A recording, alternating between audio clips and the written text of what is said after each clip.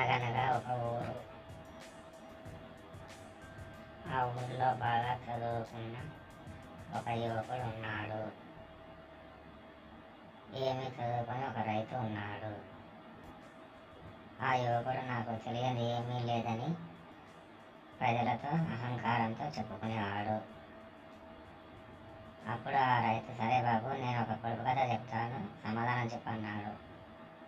సరే అడుగు పెద్దయ్య అన్నాడు ఆ యువకుడు. ఒక కాలువ, ఒక పడవ ఉంది. ఒక పులి, ఒక మేక, ఒక గడ్డి మోపు, ఈ మూడింటిని పడవలో ఒకటొకటి యువతల ఒడ్డు నుంచి అవతల ఒడ్డుకు చేర్చాలి.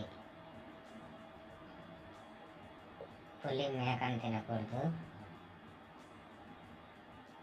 మేక గడ్డిని తినకూడదు, ఒకటొకటిని అవతల ఒడ్డుకు చేర్చాలి. ఎలా అని అడిగాడు.